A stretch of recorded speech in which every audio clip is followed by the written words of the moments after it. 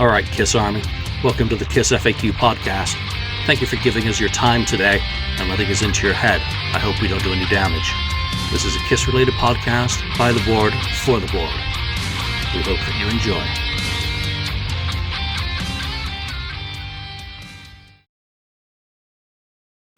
Welcome to episode 238 of the KissFAQ Podcast. I'm your host, Julian. I'm joined just by voice of reason, 69th Blizzard, just a pair of us today. Wasn't even going to do a show this week with going to New York City to obviously the Madison Square Garden show. We hadn't even talked about whether there was going to be a show done without me. Just kind of nothing, because we've done quite a few episodes in March already. So, but why not? Let's talk about a few things that are going on. Let's get some of the news out of the way, and an email that's come out this afternoon from Kiss Cruise 9 is, in addition to Kiss, we are excited to welcome back Bruce Kulick, Tyler Bryant and the Shakedown, Bob Schneider, the New Roses, Royal Bliss, and the Dead Deads, not to be confused with the Dead Daisies. I know, yeah. These are deader than the daisies, the Dead Deads. Okay. Have you heard of those? No, I looked up I looked up their page, and whatnot to see who they are. Bruce Kulick, I have heard of, actually. Of course. Tyler Bryant and the Shakedown, I've not heard of. None of these, the New Roses, I've heard of. But really, they do nothing to make me change my mind about not booking. Sorry. It'll be great for those, maybe ticking up all those slots of people who are not returning to the Kiss Cruise after last year, to see Bruce and his solo band pay homage and give respect to a much neglected era of Kiss-tory, as proven by this tour and the lack of material from the non-makeup era. So that I'm happy for those who'll see. And, now that the multicams from Kiss Cruise 8 have come out, getting to watch the Bruce shows again, plus the half of one that I missed, or all of one that I missed, is really fun. So, that's good. But the other ones, I'm sorry, at least last year it did have the Dead Daisies, which are a pretty decent marquee name, especially with the players who are in that band. I don't see anything of comparison this year, so maybe they're still waiting on Ace. Come on. Yeah, I mean, they have time to book some other, maybe top tier, well, not top tier, but artists that are more well known and maybe fit in with the Kiss theme. Yeah, like Peter Criss. Put him in the lounge. Come on, Peter. There you go. That show that you did in New York, put it on the cruise. Do 2 performances in the Stardust. Bring your brass. Bring your arrangements. Bring Sister's Doll. That'd be awesome. I've said it before. I'm going to keep saying it. That would just be fantastic for Peter. Though whether he wants to be on a boat with Kiss fans for 5 days and Kiss for 5 days, but why couldn't he get up on stage during the Sail Away show as well? None of them are wearing makeup anyway, so it shouldn't be an issue of anything to do with Catman, just an original founding member of the band going up there and then do an unmasked lounge show with his brass, just the same set, and maybe add 1 or 2 songs, and right. It would still be, nothing too arduous. He could drum, he could front, he could do what he wants. He's Peter Criss. I think that would be the best value for money after having Ace on last year. I'd love to see it, just because I would watch a video of it, but I would love to see other people enjoy what I had enjoyed in New York, and I know the people in, Melbourne, where the other show was, had a great time, so that would be it. This is a Kiss cruise, and the theme should be Kiss, not a bunch of unknown. To me, they're unknown, and I apologize to any of those bands. Sure. I have not heard of you, but I haven't, so you don't mean anything to me. I'm going to check out your bands and see what the music's like. So I'm not offering any judgment about you being worthy of being on the cruise, because you are worthy, because you've been invited. So that sums it up. But you're not big marquee names like the Dead Daisies or Ace Frehley or Peter Criss. So that's the perspective that I'm coming from with that, not offering any criticism towards those bands. And obviously, I think last year there was a contest, wasn't there, for that was won by Beth Blade to be on there. And that was cool. Was it? So, oh, yeah, okay. Again, I just don't follow the Cruise close enough because I've done my one. And apart from the set list, I really just do not care any longer about it. It's the people component was great, not enough Kiss, and it looks like there's even less Kiss. Unless you buy a bass or tambourine. Stage-played tambourine. All right, so I've moved into mocking territory, so we better move on to the next bit of news. I see a lot more photos this week of people getting their Kiss World LPs. German versions, yellow vinyl versions are showing up, and black vinyl is, of course, people are spinning theirs, so I guess mine might arrive, and it may not. Something that did arrive is... Oh, yeah. The Vinnie Vincent, or pardon me, Warrior 2, featuring Vinnie Vincent, Jimmy Waldo, Gary Shea, and Hirsch Gardner. This is a double CD that is different, and this is like in a kind of Spinal Tap-ish use of the word different than the first one that came out last year. Much of it is improved audio fidelity. Now, there is a broad range of spectrum that defines audio fidelity, from the shite to the meh to the awesome. We're not still up in the awesome range, but they're all, to my mind, at least as a collector, listenable. And there's a lot on here that is worthy of being listened to. Let me put that clearly. That writing demos of stuff like Forbidden with Vinnie on vocals, rather than the stuff that was done in '87 with Jeff Scott Soto. Alternate demos of I Need Love. Hot Nights was really cool with the vocals, better than I think there was a version with Fergie on the first version. Oh, really? So, yeah, Thrill of the Chase, a 1988 demo, is another standout. No Substitute. That sounds like one of the early demos that may have been used to shop to the Chrysalis deal. So, in terms of its cost, it's $17. It's worth... it's worth purchasing to add to the collection if you're someone who enjoys Vinnie's music and the stories behind it. I haven't read the booklet yet.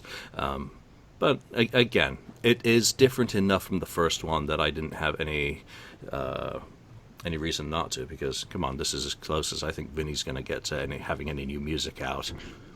Prove me wrong, Vinnie. Come on. That's a challenge point. Prove me wrong. I want to be wrong. But, what is it? Total of... Yeah, my window's open, so there's going to be road noise today. That's all right. 21 songs in total. So I recommend it, just because it's connected to that era of Vinnie's history where he was doing a lot of interesting writing, not all of which got turned into material, such as, what was it, the First Invasion album. So it's really good. Yeah. Have you ordered, by chance? I have not ordered. I didn't even have the first one yet. So maybe... they'll probably... Then this will be like those reissues a couple years ago. What was it? Zoom Club. The 3 CD? No, they did a double CD of the first album and All Systems Go in a long box format. So you can just bet there'll be a box set of Vinnie Vincent Warrior 1 and 2 as a box, probably with a bonus essay by someone. An interview. Yeah. So, maybe I'll wait, or I might go ahead and just get them. Because I haven't gotten around to it yet. But it sounds pretty good. Yep, so that was neat. That's, I think, all I've got in terms of new stuff. I got the new tour book. And I'm not going to do a show today, and you already know this, but this is for the benefit of anyone who's actually tuned in on a Friday after we didn't show up on Thursday. I'm not doing a Madison Square Garden review today. I want to be joined by a couple of friends, hopefully early next week, to talk about that. You're like, well, what else can you still say about The End of the Road? Plenty. Give us a chance next week, and we'll make you press the fast forward button, perhaps, or the skip button, or decide otherwise. So let's go to a few topics today. Why don't you get us started, Ken? Just do a few bits and pieces from the board or things that are on your mind. And since it's the two of us, we can just ramble on as long as we like. Well, I know one thing on the board that I saw about what was it about Mick Mars versus Ace Frehley? Did you see that one? About who was better, and I said on there that I picked Ace over strictly. I picked Ace over Mick Mars because of all his memorable solos that he's done. I think he has a lot more memorable solos than Mick Mars did. Mick Mars is a great guitarist, no doubt. Great and probably more proficient, of course, than Ace. Ace is the sloppy bluesy style. But Mick Mars is I'm not saying Mick Mars is not good. He's very good. So, but based on the solos and memorable solos, when I think of solos, I can remember the Ace solos a lot more than I can Mick Mars. Though Mick Mars has some good ones, but I think Ace just wins out for that fact right there. Yeah, here's the funny thing for critics at the message board. As a human being, you have the ability to skip or not skip threads that you're not or are interested in. And as the case is with Ace Frehley versus Mick Mars, I skipped it. So I didn't become annoyed by any discussion that was in there. It's quite amazing. Now that you ask me about it, Ace versus Mick, I love Mick, and I've said it, previously that when I go to Crue shows, I'm watching him because I just love his guitar work. I love his attack, his style, his method, his phrasing, everything about how he plays and holds that guitar. He's a guitarist of a completely different school from Ace. As you say, his solos aren't as memorable, but his riffs and his attack and his dynamics of playing are very memorable to me. The moment we start talking about Mick, I start hearing riffs, not solos, but riffs. Riffs, yeah, that makes sense. So that's what immediately pops into my mind when you raise that question is they're two strikingly different guitarists that I'm more likely to remember Ace's kind of lead work and more likely, again, Ace has the benefit of having been in bands with rhythm players. Mick, regardless of anyone saying, well, Motley Crue plays the tape. Well, no, Mick had less benefit of that in having to, it's like the discussion over playing Hysteria, that there's so many guitar tracks on that one album. Actually playing it live in concert is very difficult because you're just doing like a combination of all these different tracks. Same for Mick, that he's picking between the lead work and the rhythm work that buttresses the song, and as such it's a completely different beast. Where Ace playing with Kiss, he was just able to focus on his lead. Paul would handle the rhythm, and hopefully somewhere in between everything would come together, sometimes with the help of Gary Corbett or Derek. Plug in the holes. So, I love Mick. Yeah. There's really no verses because that makes it sound like a war. Well, who's going to win that war? Mick Mars or Ace? Well, that's idiotic. Yeah, it's just apples and oranges kind of thing. They're just different styles. You can't really just say this guy's better. I mean, you could say. You challenge. Here's another one. Eddie Van Halen versus Jimi Hendrix. It's just different. They're just different. You can't say one's better than the other. They both were leaders or innovators at the time, their generation. But they're not. You can't compare them. You really can't. Life is not a death match. It's not like the Elder versus Carnival Assault. Oh, well, maybe that. I take that back. that is one possible battle, but it's not the whole war. All right, I'm going to take a topic off the board as well. And is Eric playing piano and singing Beth a jab at Peter? I don't think so. I think it's a misguided homage in some ways. It pays homage not only to Peter Criss, perhaps jabbing him slightly, saying this could have been you, in some way behind a grand piano a la Paul Lynde, 1976 on stage. And even though I said I'm not going to talk about Madison Square Garden, seeing that piano rise up from the stage at that show with and with Eric behind it instead of Peter at Madison Square Garden, my heart kind of did slow down somewhat. Kind of, Just that. Just a little bit. Again, the Originals was not my lineup because I didn't become a fan of that band.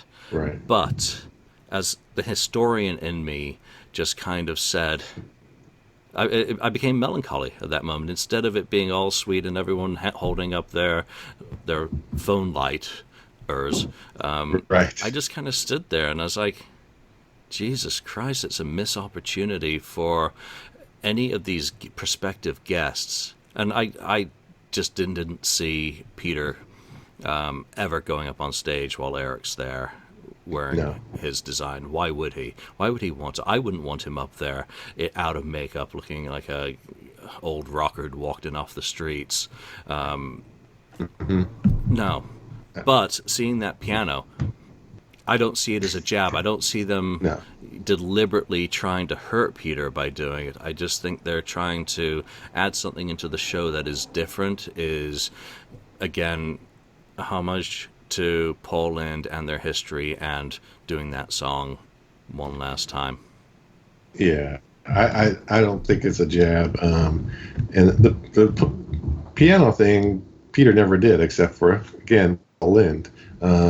When they did it there on the special. But the real jab happened a long time ago, not now. It was the first jab was when, Eric Carr sang Beth on the Smashes, Thrashes, and Hits. And then the second jab was, I think, when they originally had Eric Singer sing Beth, early 2000. Or was it early 2000? I think it was 2008 or something, Or it was mid 2000. Yeah. So, yeah, maybe it was later 2000s. But I think that was a possible jab at that point. But otherwise, there's on the new thing, the new tour, no, not at all. No, I honestly don't want to think that Gene and Paul sit around a table at their business meetings. How are we gonna piss off the Originals fans? How are we gonna hurt Peter today? I've got a good one. No, I really don't see that as being how they operate. I would see them just being completely oblivious to what are the alternative optics of what we're thinking of doing. Because one guy's saying, that's going to pay a tribute to Peter, that's going to be a tribute to 76, that's one way to include him every night, and not seeing the other side of, well, maybe that's not such a good idea. And this is Kiss. They're damned if they do, they're damned if they don't. They can't win, therefore they shouldn't even bother and try. They just do what's right for them. So hopefully Peter can take it as a homage and be proud that every night they're doing my fucking song with that guy, if he wants to look at it that way. And I'm not there, but I am there because you're doing my fucking song, right? Right. That's at least how I would hope that he could take a positive out of it, and then maybe stick the pins in the voodoo dolls as he goes. Whatever. He's a cat. Cats like 1 minute are hugs, and then bleed. So you never know what you're going to get with a cat. All right, so going on from there is another topic is the most offensive song or songs for Tommy to sing. We got a very long list here, so we might be some while. I mean, did you see that? Did you see that thread? I haven't. Again, I've not read any of these. I've been too busy, and you take the lead on that. Well, that's very similar to the Peter Criss thing, right? It's like jab at Peter. So the most offensive song for Tommy to sing, is it offensive to? I'm guessing to the Ace Frehley fan, or Ace Frehley himself. Like, you can't sing my song.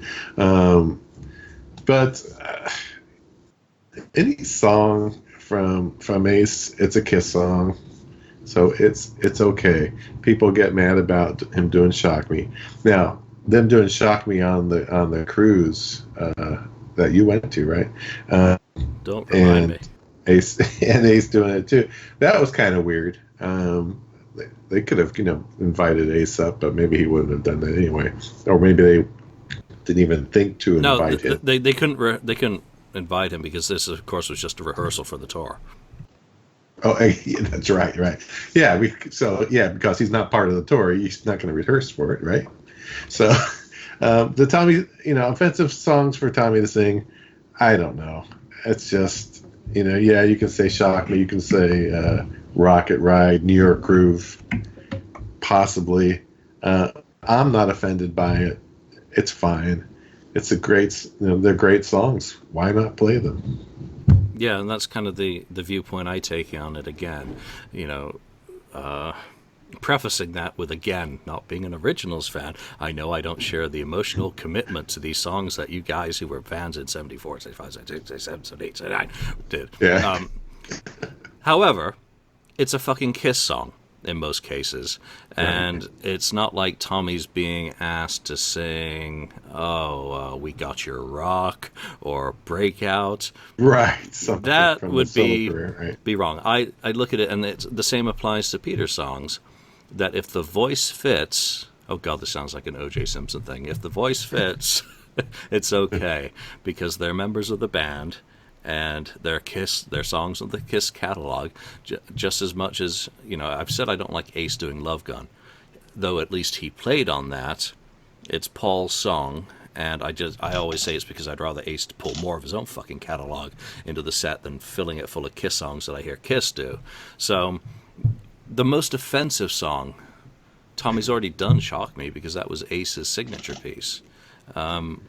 I could think of some heads exploding if he did "Rocket Ride," yet Kiss has never done "Rocket Ride," so I'd love him to do it. And if his voice works for the song, at this point, what's it really matter? Yeah. I thought New York Groove. The first thing that came to my mind wasn't even a Kiss song. The first thing that came to my mind when I read that was if he sang "Go to Hell" by Alice Cooper. I thought that would be offensive, he's saying "Go to hell," But anyway, that's what I first thought of when I heard that. For the people who really, and I don't want to use the word hate because I just think that's so stupid in the context of the discussion or even the argument or debate, however you want to look at it. I know some people think any debate is an argument rather than a discussion of differing views. But let's say, would you be okay with Tommy bringing Black and Blue songs into Kiss, say Nasty Nasty, or any of the stuff he wrote with Gene? Would that be better than him doing Ace's songs or singing something else? Would that be okay? Would that be offensive too? Would you rather... Okay, here's your options. Ace... Jesus, there I go. Tommy can sing "Shock Me" or a Black and Blue song. Right, I'd rather him, sing "Shock Me." I think more people would be offended if he did a Black and Blue song in a concert than anything else. Somehow, I'm pretty sure Paul Stanley would smash a guitar over anyone's head who suggested a Black and Blue song be performed in a Kiss concert, and I certainly would not want a Black and Blue song performed in a Kiss concert. Unless Gene would go for it if it was one of his co-writes. Oh, come on, "Promise the Moon." There you go. That's based on a disposed Elder riff from the sessions at Phase 1. So there you go. What's wrong with that? That started off as a Kiss song, as an instrumental, that then was developed by Gene or sold to Black and Blue to do. Would that be okay? It's got enough Kiss connections. No, Paul Stanley's in my ear right now saying no. Paul Stanley say it's not a hit. It's not a Kiss hit. Yeah. So neither are most of the songs in the Kiss set list. They're just the most identifiable of the Kiss catalog. Yeah. All right. Enough of that. Now that we've offended 3/4 of our listeners on today's episode, those two topics, let's see. Let's go back to Mick Mars and Motley Crue again, because obviously The Dirt did come out, and one of the scenes in there involves Mick Mars talking about Kiss. Have you watched The Dirt yet? I did see The Dirt last Saturday night. I think I watched it. The part where they're talking about saying other bands, right? Who is Vince Neil is the character, is think naming some bands that they could, be like or whatever. And then he mentioned Kiss, and then that's when Mick Mars says, "I hate Kiss," So, which I think he does in general. Actually, I think that's a true statement. I don't think he's ever liked that type of thing. It's not the first time he said anything about Kiss. He said he hates them before, so it was like hardly new news to me. Yeah, it's hardly any new news.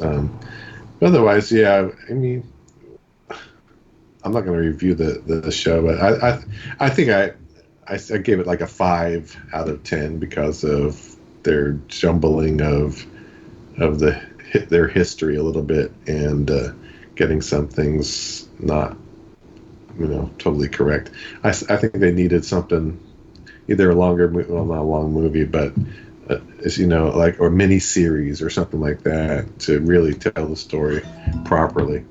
Well, if you remember what some people's comments were, that it's not a miniseries or a documentary, it's a movie. So some of the jumbling made sense. It's just, I didn't like how they portrayed Greg Leon. That's the blonde, chubby guitarist. At the beginning. Yeah, there was a story of there being a second guitarist, but I don't think was it really Greg at that point, or is that just like something that they just kind of made up, because it looks too much like that guy, and he was a decent player. So I don't think he would have been muddling around on the fretboard in 1981. I would have liked to have seen, if they needed some comic thing, they should have had Odin, which was the first vocalist that they kind of worked with before Vince came into the picture. So I think they, I understand them skirting over parts of history to make a movie and tell a story. Doc coming in at the wrong time, whatever. Oh, yeah. I like the way they handle it, because they have Thaler there as well, who I'm ignored in this movie, and then he dissolves in the scene. But Doc, I managed Kiss, I managed Skid Row, and he's in a scene in like 5 years before Skid Row even existed. So, those things bother me, but within the context of it telling a story, I thought it was fantastic. I loved the Shout at the Devil concert scene, because that would be the one pro shot most Crue fans would kill to see. I like them recreating the Looks That Kill video sequence. But there wasn't enough from 81, and Tommy shagging the engineer to get more time in the studio would have been a great scene. And why not? Why not even them?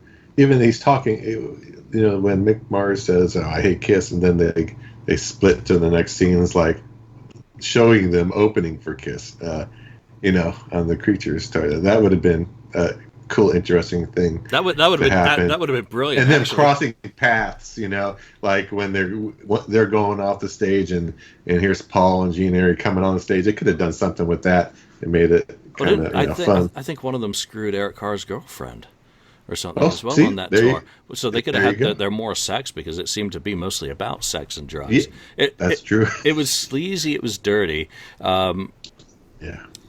I loved it, but not enough. I don't know if I'd get above a 5 or 6 if I gave it a grade on a 10-point scale, just because of some of the things that were wrong with it. The Kiss posters on the 1973 scene. But then again, I guess that's one way to work in that. Nikki was a Kiss fan and had seen them growing up, and without actually coming up with a fake concert sequence, that's one way just to make that connection. But again, they left so much good stuff. How they treated John Corabi was absolutely perfect for how they've treated him. Because they were too scared to go into a lot of that stuff, like their war of words with the head of Elektra, and how they actually did get their catalog back at the end. That's right. So there's a lot of stuff, but it scares me in terms of how Kiss might do a biopic now that they've seen Motley do theirs, and the ratings are out for it, and it's done fantastically well.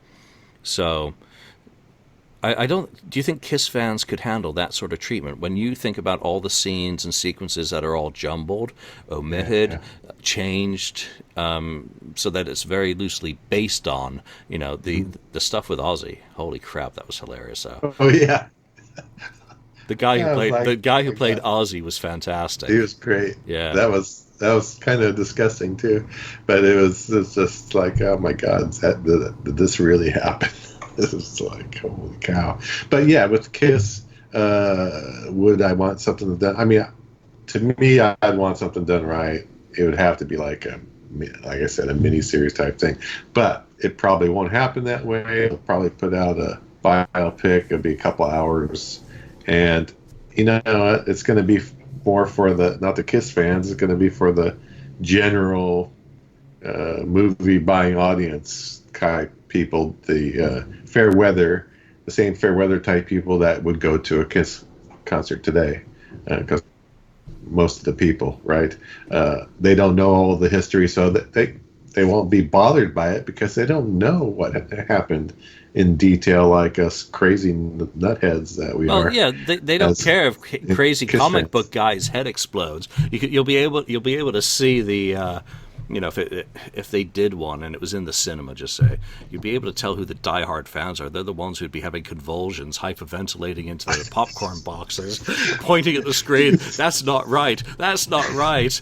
Being carried out on stretchers while everyone else is like clapping, hooting, singing, because they couldn't give two shits. I mean, that's probably. I can only imagine. Sometimes it's just better not to be a diehard or not know the details. Yeah, sometimes. Yeah, that's true. That's true. All right, that's enough. Of the dirt. And I will say, I was actually impressed by that guy who played Tommy Lee. Yeah, he was pretty good, dude. I wanted to punch the next person who said, "Dude." I mean, that was what he got out of Tommy's character, was just acting like a hyperactive beagle, dude. All right. You talked about the Kiss vinyl, Kiss World, colored vinyl and black vinyl. Mm-hmm. I think I only ordered color vinyl. I didn't get it yet either. But on that same note, there's the Kiss special coming up. The Kiss Classic, Classic Rock magazine has a special coming out next or within the next month, I guess, on newsstands, and it has the Destroyer cover. I want to say it said something about winning, or we won, or we won the war, or something like that. What war was that they won? I don't know. I didn't know there was a war. They say there's a war, and we won. There's no war. There's no Kiss war. If there's anything that was won, it's just the fact that yes, we are lucky enough to have had Kiss around for as long as they have been, and that they're still doing it at least for one more tour, and they're doing it big time with this tour. So the people say we won. It's not I won. Actually Kiss has won because they were able to do it for as long as they're making a lot of money, obviously, out of it, but they've been able to do it as long as they, could possibly do it, without, dying on stage, But, anyone who actually is going to, this we won thing is just a joke. I'd hate to see someone put it on like this we won thing. They make a shirt out of it and wear that kind of crap. That would be pretty moronic. That'd be a joke. Even dumber to wear it's like, what did you win? You didn't win nothing. Now, hey, Kiss. I think Kiss fans, year after year, that the band has stuck around. It's a series of battles. It's not a war. We're lucky. That's all. Yeah, lucky. All fans of the originals eras, fans who have checked out and don't listen to anything after 1979 or 1980, whatever year they checked out. They're still winning because they still got all that fucking music. It's, it doesn't need to be reduced down to something so stupid. But talking about winning, many U.S. states, for the second leg are showing pretty dire sales figures at this point.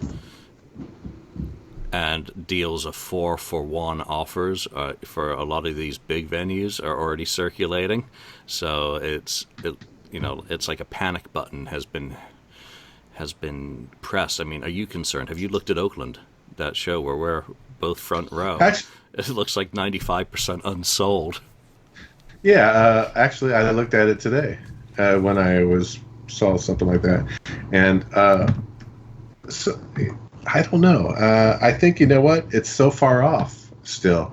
It's not. It's not. Next month or the next 2 months like for instance, the Sacramento show. It came up pretty darn quick. Oakland's, it's in September, so the people who are on the fence, they're just holding off. Maybe I'm sure there'll be another Blitz of some sort to advertise those later shows in the tour to get those people out, like remind them that Kiss is still coming. We announced it back a year ago. It was September when they did America's Got Talent, I think it was. Yeah. So that's a full year. I mean, that is a full year. It's like, well, you told us, and I hadn't seen you come. But I think they'll do some kind of media blitz. I think they will sell enough by that time. Maybe it won't sell out in Oakland. I think that maybe a lot of people in the Bay Area went to Sacramento like me, saying, hey, oh shoot, they're not playing anywhere on the East Bay or San Francisco kind of general area. So it's, over to Sacramento, but then they announced it later. So I think it's going to sell pretty good. I don't think it's going to sell out, but I think it'll still make. I don't think they're going to cancel it. No, I hope they don't cancel it, but I hope not. I think it raises concerns for 2020 and plans there. I mean, if they're then thinking about B markets, I don't see us getting Concord and Mountain View. No.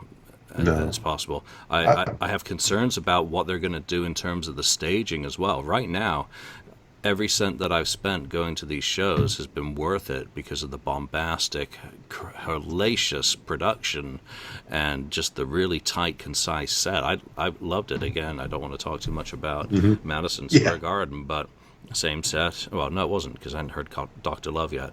But otherwise, pretty much the same set as the other three shows, and I loved it. But you're not going to be able to do the crane arms the same way in the sheds. Other things, elements, late summer when daytime goes until 10 or 10:30. You're going to make pyro problematic, screens problematic to see. So I'm very interested on how they adjust to keep this as grand and as bombastic an experience as it is. And also, I from these sales points, I think they've got to do something in terms of opening act, which if they're not able to bring this stage, and again, I'm just not sure of the logistics, and I'm not sure of it as I don't know because I don't have any visibility into the blueprints, and that's not my line of expertise. I have no idea how the stage would work for the summer. Yeah, well, speaking of stage and their stage show, there was that possibility of the Hollywood Bowl. I mean, that place is not gonna be like, they're not gonna be able to do all that, have that stage there. That stage is, I think, a lot smaller. Plus, it's open air again, like you mentioned, other maybe amphitheaters or whatever. So I don't know how they would pull that one off either. It'd have to be toned down major. So again, in terms of visibility, I don't know how much visibility they actually have at the moment outside of your core, your little Facebook groups or your little podcast cliques and listenerships, and on a greater level that might need to be addressed with the release of an album, because if that Sirius XM thing could be released as a bonus disc, or do an extended EP, one new song. What about, we've talked about it before, Motley went out with All Bad Things, cut a song, maybe Kiss could do something that's a little bit better than that. Have a Gene song, so you're exactly not dealing with that albatross.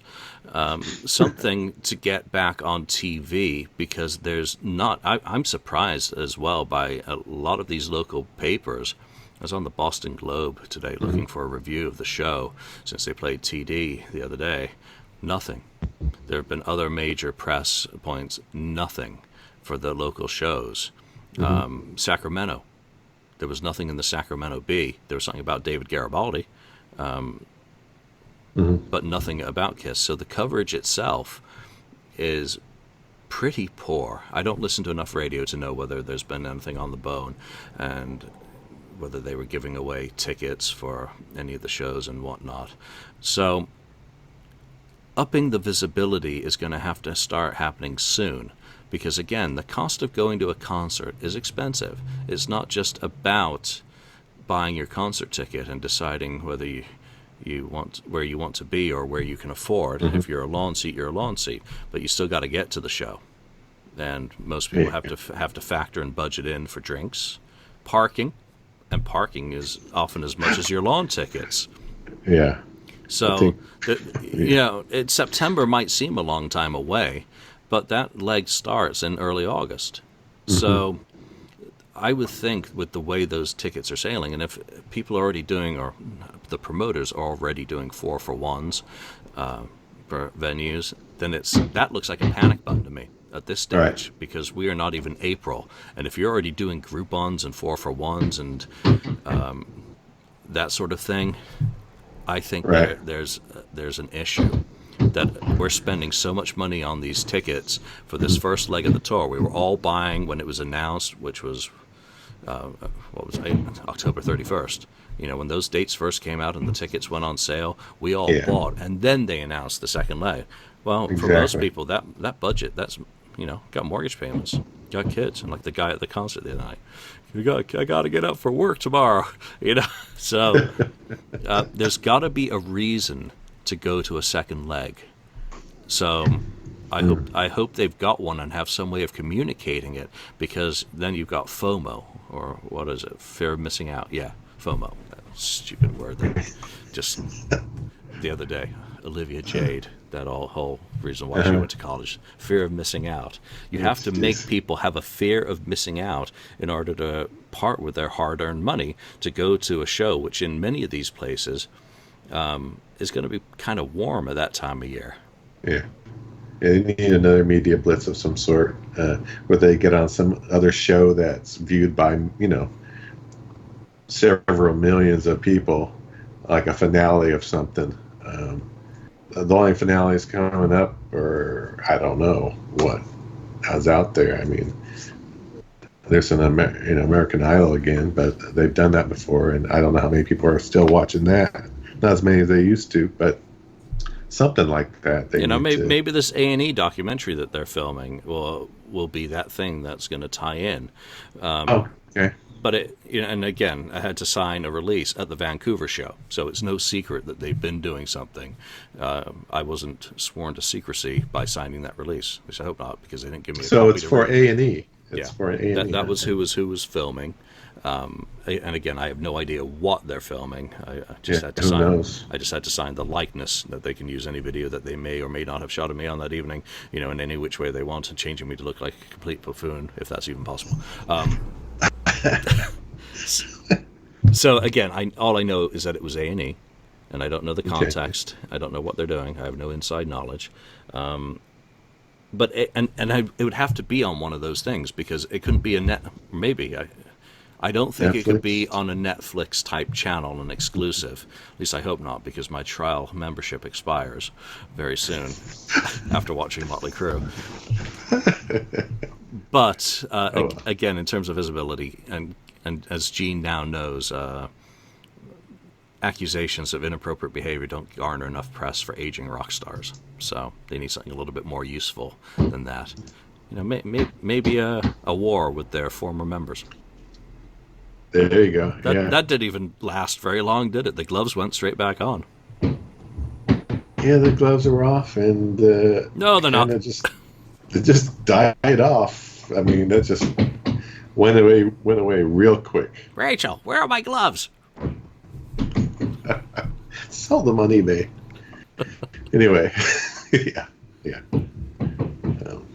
Well, there's another topic that I think Daniel I know was going to be here. And he talked about what, and this may be for you, recently here, and you've been to several shows, what was, what's your favorite topic to talk to a fan about at a concert? What do you normally, What do you want to drink? Where's where do you get a good beer? Where's a good bar? No, Yeah. What do I talk with other fans at a show about? Well, at these ones, usually I'm the one who've already seen them several times. They're asking you And what's going to happen. no, they're telling me to shut up and not tell them what's going to Oh, happen. yeah.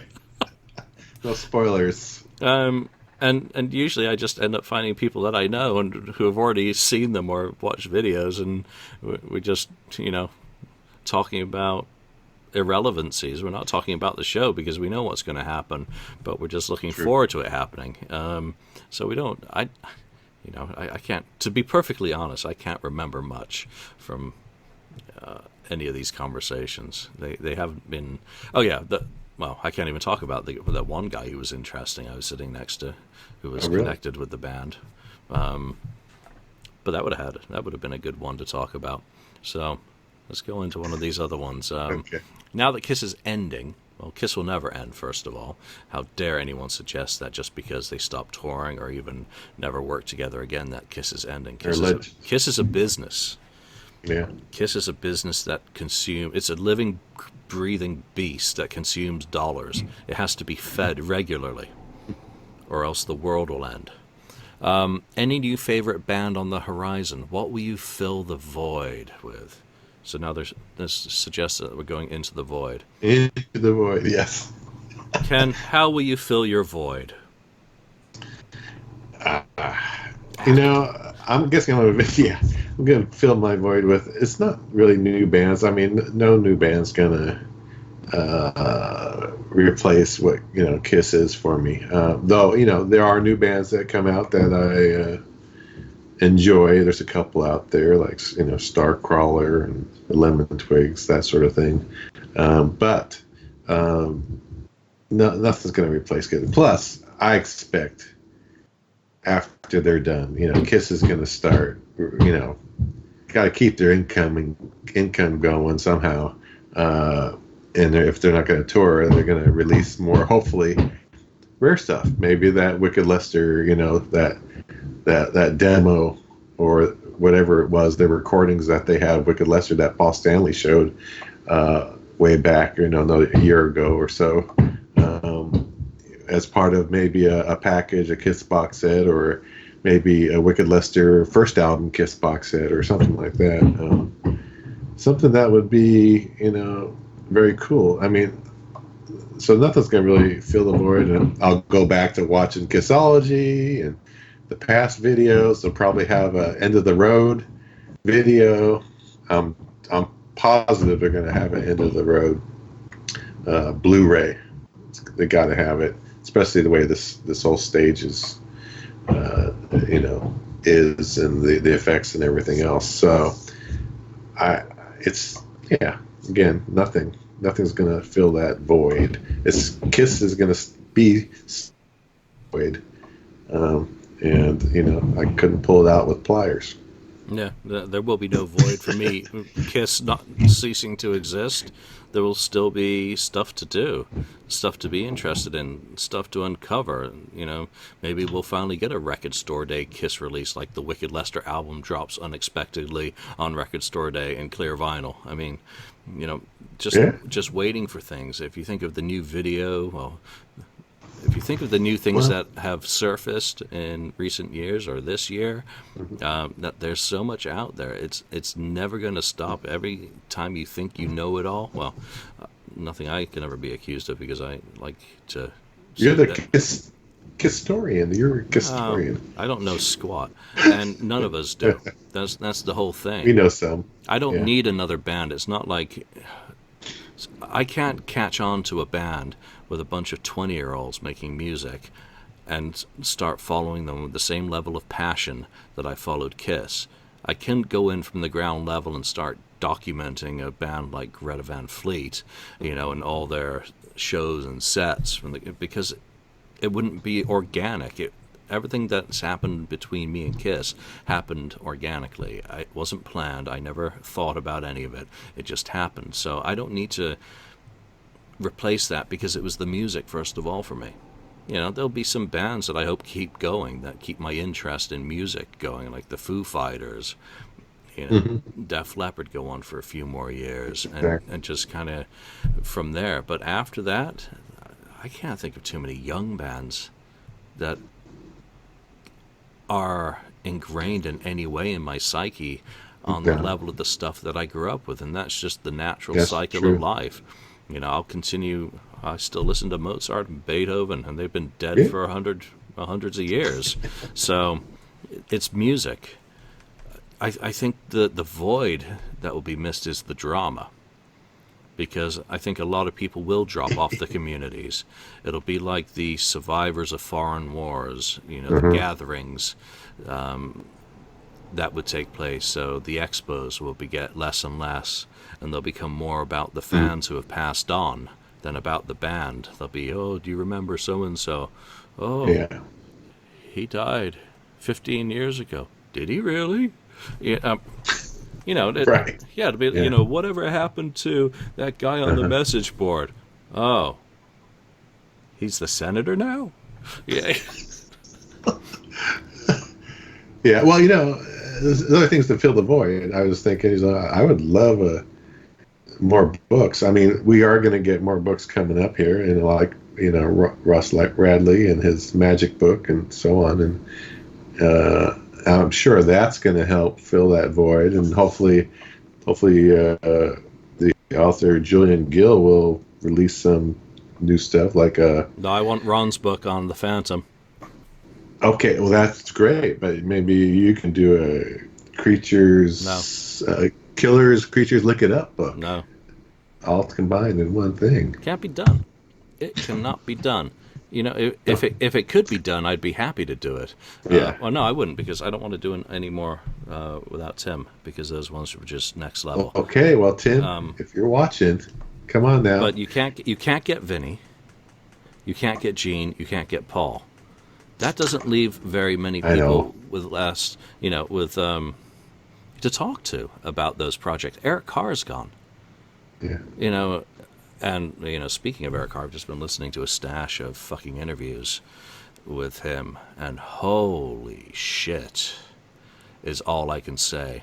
I was supposed to listen to these on the plane, but I was working on the recording from the show, and the stuff that he's talking about in these interviews, I got to decide what I'm going to do with these, because the sources are such that obviously I'm picking stuff out, because while I say I'm done writing new books, I still want to do a deluxe, deluxe editions of the Gap book and the Odyssey book with additional material, and that's why I'm working on these interviews at the moment, other people's interviews, pulling out the parts of Eric talking about his time in the band. That again goes back to what I was saying. There's always new stuff being uncovered. And that was where Eric's, and just to give you a little bit of why I'm talking about Odyssey in a deluxe edition, Eric's talking about the sessions at Phase 1 in Toronto in 1981, and this is before the project became the concept album. Yeah. So that is where all those instrumental jams came from, those sessions, and they're pretty standard rock songs at that point. Yeah, they were going to make a rock album. That was the intention. And that, so those were the second sessions in 1981, the first having taken place at Ace in the Hall, and I can't remember the name of it now, Penny Lane in New York, which were the 4 songs that are finished, or more finished. I think some are lacking lead work. So there's still so much to uncover and to understand about the album that I'm more interested in going back, and as I do with the touring history, there's stuff being added to that every day. I added stuff into the tour history today. Do I want to start a whole new project on an album? What's there left? Ken Sharp did a fantastic bring Well, up through 76. James Campion did an incredible Shout It Out Loud covering Destroyer. Love Gun Alive 2 is so compact and fast that you've got Corky, well, and he's lost most of his stuff in the flood, Hurricane Sandy. Yes. And then there's Bob. So in terms of the number of people you can bring in, you can't go back and do any of those early albums without Gene and Paul. And Ken's already done that, so you'd just be rehashing. I mean, one book I would like to see is Ken doing the same treatment as Volume 2, like Gods of Thunder. A continuation, of Nothing to Lose. Yeah, Gods of Thunder, that would be a great title for it. And continue that, maybe go to 80, 3. Volume 2 should be, Nothing to Lose was what, 72 to 75. So just as a live hits, which then he does 76. So 4 years. 76 to 79 is the next 3 years. Because you gotta, it seems to me, you almost have to get, Unmasked in there because of the fact of the big Australian, tour thing. Maybe go to 80 on that one. Maybe. But I would like to see it as a trilogy, Okay. In that case, yeah. At least up through Super Kiss. So yeah, maybe you're right. Go through 80 on that, and because there were less albums with Double Platinum and Alive 2 in that period, but it would have to be Ken Sharp. I wouldn't want someone else to do it. I agree. I'd love to help him, but that would have to be his baby again, because he's done the interviews, and I think it's probably a matter of massaging it all into shape. So that would be one book I'd like to see. I don't think the interest is there for Animalize, Asylum. Obviously, I did what I could with Crazy Nights and did the best job I could without Tim. That was a good book. But I still think it could have been better, and there's still interviews I would have loved to have had, but I just could not get. Desmond, desperately disappointed that wasn't. Maybe the story of the Alive Worldwide, the reunion, it would be a good book, and if done the right way, and as from an insider, not like Andre's thing. So yeah, there are still plenty of book topics, and there'll always be other people who are coming out. Big John Hart today posted a update about his book, which of course ran into trouble with the Pledge Music fiasco. Basically they stole his money, which means they stole your money. So people paid for product through Pledge. Pledge is supposed to release funds to the organizer in order for them to go into production and start providing things. They did not. They've done whatever they've done nefariously and fucked it up for everyone, which has left John looking bad, and John has no control over it. So just for anyone, I'm in the same boat. I've lost money on that as far as I know at this point. Me too. And John's, as he said today in his update, that he's pretty much done with the interviews and his writing, editing, and doing all of that. So it continues just to progress, but he's in the book. You got to be very careful about these funded projects. That's an example of one that's gone very, very bad. So, but it does, again, comes back to the part that I'm talking about, and I've gone on too long. That there's many things that can be written about. I just think there are other people who can do it other than me. Yeah, but you do it very well, and everything that I've bought that you had you on, it's always been enjoyable, and I even go back and read them again. So. And I'll go back and do a different version of them again. You fixed the typos. Hey, my kingdom for a copy editor. It just, as many times as we've had other people copy edit, proofread, copy edit, they've always slipped through. It's always something. And it's embarrassing. And yeah, they get fixed throughout the printings. I mean, I've done about 14 different versions of Odyssey. So whoever's buying them now is getting the latest up-to-date, typo fixes and whatnot. And that's just the way it is of being self-published. In some ways, it's a power, because these big publishing houses, you know what? They do it too.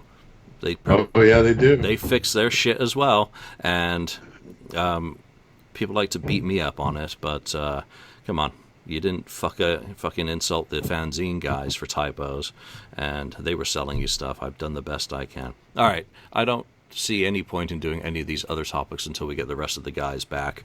That's just a good, totally random chat for a Friday afternoon, so that our listeners, and we appreciate you, get an episode to listen to this week. Next week, we'll see what happens. I want to get, as I said, time scheduled with people to talk about the Madison Square and New York show, because there's a lot more going on Wednesday than just the show. But I do want those people who were there to be a part of the discussion as well.